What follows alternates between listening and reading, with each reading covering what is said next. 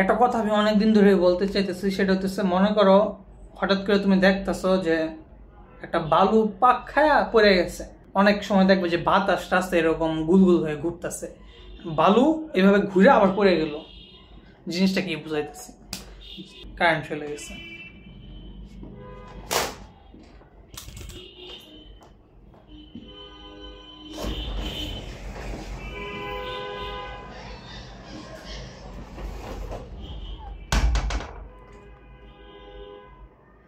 তো জিনিসটা হইতেছে মনে করো একটা জড় বস্তু যেরকম তুমি আমি ঠিক সেরকমই একটা কিছু। আমি জিনিসটা একটু সুন্দর করে বোঝানোর চেষ্টা করি।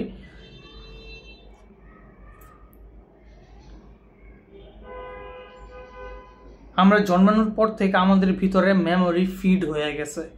আমরা আমাদের নামটা পর্যন্ত জানতাম না, এটাও বাহির থেকে আমাদেরকে কেউ বলছে।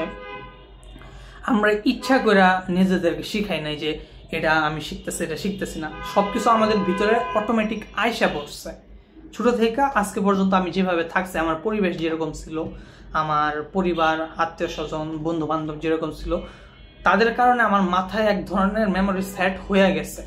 আমি তোমার জায়গায় থাকলে আমি এখন এই ভিডিওটা দেখতাম, আর তুমি আমার জায়গায় থাকলে এখন ভিডিওটা বানাইতাম।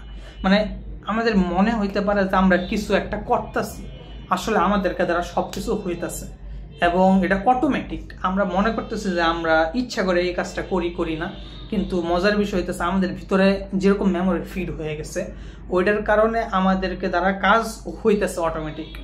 দেখো, তোমার বেসিক নেচার যেরকম তুমি ছোটবেলা থেকে দেখে আসতেছো, তুমি যা করতেছো, তুমি চাইলেও দেখবো অন্য কিছু করতে পারতেছো না।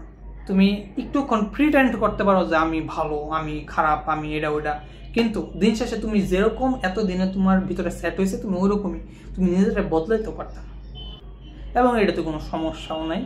তো এই কথাটা বলার জন্য আজকের ভিডিও, সেটা হতেছে আমাদের মনে হইতেছে যে আমরা কিছু একটা করতেছি, আসলে আমরা কিছুই করতেছি না, আমাদেরকে দ্বারা সব কিছু অটোমেটিকলি হইতেছে।